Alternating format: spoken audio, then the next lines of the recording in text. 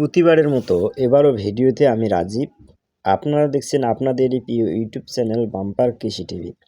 আজকের ভিডিওতে আলোচনা করব বোরো ধানের প্রথম চাপান সার কী দেবেন সেটা নিয়েই আলোচনা। এর আগে বোরো ধান রোপণের সময় কাদাতে কি সার দিবেন এবং ধান রোপণের পর প্রথম কি পরিচর্যা করতে হয়, এই বিষয়গুলি নিয়ে পরপর দুটি ভিডিও আমি দিয়ে দিয়েছি। আপনারা যারা ওই ভিডিও দুটি দেখেননি, আপনারা চাইলে ওই ভিডিও দুটিও দেখে নিতে পারেন। আমি ডেসক্রিপশন বক্সে লিঙ্ক দিয়ে রাখবো। এখন জানাবো চাপান সারের বিষয়। পশ্চিমবঙ্গ এবং বাংলাদেশ ও আসাম ও ত্রিপুরার যে সমস্ত কৃষক বন্ধুগণ বোরো ধান চাষ করেছেন, তারা সবাই হয়তো এই সময় বোরো ধানের প্রথম চাপান সার দেওয়ার কথা ভাবছেন, এবং যারা একটু আগে চাষ করেছেন তারা হয়তো চাপান সার দিয়েছেন। তাই আজকে আলোচনার মূল বিষয়বস্তু হচ্ছে বোরো ধান চাষে প্রথম চাপান সার আপনারা কি প্রয়োগ করবেন, যাতে পরবর্তী সময়ে আপনার ধানের গাছের বাড়ান্ত ভালো হয়, পাশকাঠি ভালো হয় এবং শেষে যেন ভালো ফলনও আপনারা ঘরে তুলতে পারেন। এর জন্য ভিডিওটি আপনারা শেষ পর্যন্ত দেখবেন। আর ভিডিও দেখে যদি আপনাদের একটু উপকারে আসে, অবশ্যই ভিডিওতে একটি লাইক করবেন।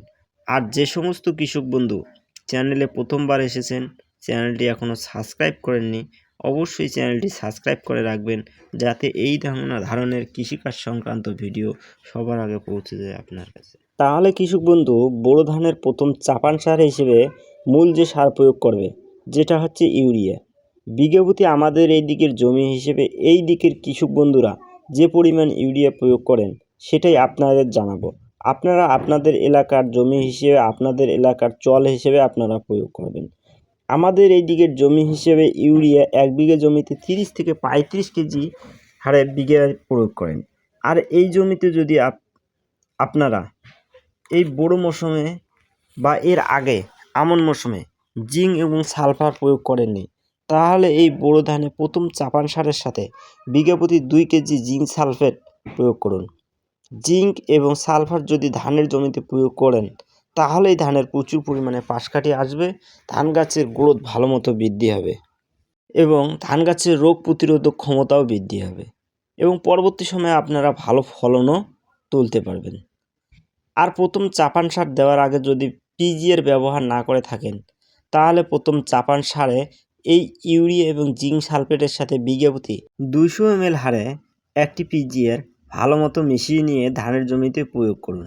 এই পিজিএর হিসেবে আপনারা নিতে পারেন ইউপিএল কোম্পানির পিলাটাস, অথবা এর পরিবর্তে হিসেবে আপনারা কৃষি রসায়নের পশু গ্রিন। এই প্রথম চাপান সারে এই কাজ করুন, তাহলেই ধান গাছের গ্রোথ খুব ভালো মতো বৃদ্ধি হবে, পাশকাঠি প্রচুর পরিমাণে ছাড়তে শুরু করবে। আর বাংলাদেশের দর্শক বন্ধুরা, আপনারা পিজিএর হিসেবে ফ্লোরা অথবা বায়োফার্টি এই দুটির মধ্যে যে কোনো একটি 200 ml হারে মিশিয়ে প্রয়োগ করতে পারেন। কৃষক বন্ধু, এই যে প্রথম চাপান সার প্রয়োগ করেছেন, এরপরেই ধানের জমিতে প্রচুর পরিমাণে মাজরা পোকার আক্রমণও লক্ষ্য করা যাবে। যদি আপনি এই জমিতে এর আগে আমন ধানে দানাদার কীটনাশক প্রয়োগ করেছেন, তাহলে এই বোরো মৌসুমে দানাদার কীটনাশক প্রয়োগ না করে আপনারা স্প্রে করুন। আর যারা এর আগে আমন মৌসুমে দানাদার কীটনাশক প্রয়োগ করেননি, তারা কিন্তু এই বোরো মৌসুমে দানাদার কীটনাশক প্রয়োগ করতে পারেন। এই প্রথম চাপান সারের সাথে দানাদার কীটনাশক হিসেবে প্রয়োগ করতে পারেন আদামা কোম্পানির ব্যারস, এটা বিঘা প্রতি 1.5 কেজি, এবং এর পরিবর্তে হিসেবে আপনারা এফএমসি কোম্পানির ফাটারা, এটাও ব্যবহার করতে পারেন 1 বিঘায় 1.5 কেজি। এই দুটির মধ্যে যে কোনো একটি ব্যবহার করতে পারেন। আর বাংলাদেশের দর্শক বন্ধুরা, আপনারা ওখানে ভায়োগো সুপার নামে একটা দানাদার কীটনাশক পেয়ে যাবেন, আপনারা সেটাও ব্যবহার করতে পারেন বিঘা প্রতি 1.5 কেজি। আর আমন মৌসুমে যারা দানাদার কীটনাশক প্রয়োগ করেছেন, তাদের জন্য বলবো বায়ার কোম্পানির ফেনোস্কুইক প্রতি 15 লিটার পানিতে 12 ml, এর সাথে অ্যাসাটাপ প্রতি 15 লিটার পানিতে 30 গ্রাম হারে মিশিয়ে যদি আপনারা এই দুটিকে ভালো মতো মিশিয়ে স্প্রে করে দিতে পারেন, তাহলেও খুব সুন্দর আপনারা রেজাল্ট দেখতে পারবেন। এছাড়াও আপনারা ভায়োগো, এটাও আপনারা ব্যবহার করতে পারেন, বায়ার কোম্পানির খুব সুন্দর মাল। প্রতি 15 লিটার পানিতে 5 থেকে 6 গ্রাম ml হারে মিশিয়ে আপনারা এটাও স্প্রে করে দিতে পারেন, তাহলে আপনারা মাজরা পোকার থেকে অনেকটা কন্ট্রোল করতে পারবেন। তাহলে কিছু বন্ধু আপনারা যদি এই সময় এই মাজরা পোকার এই কাজগুলি আপনারা করতে পারেন, তাহলে আপনার ধানের দমের পাশ কাঠি প্রচুর পরিমাণে বৃদ্ধি হবে এবং ধানের গ্রোথ খুব ভালোভাবে হবে।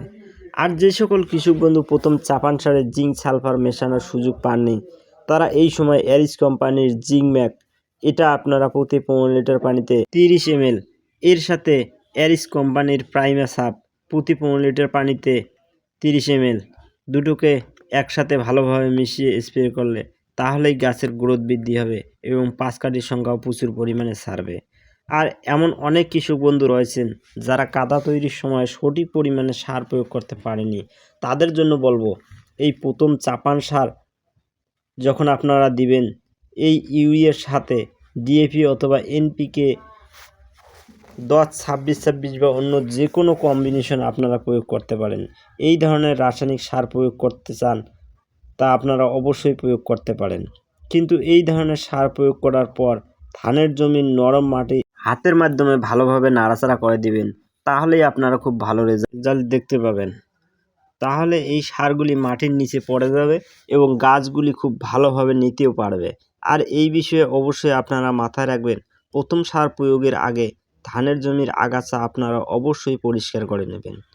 আশা করি দর্শক বন্ধুরা ভিডিওটি আপনাদের ভালো লেগেছে, আর যদি একটু উপকারে আসে তাহলে ভিডিওতে অবশ্যই লাইক করবেন।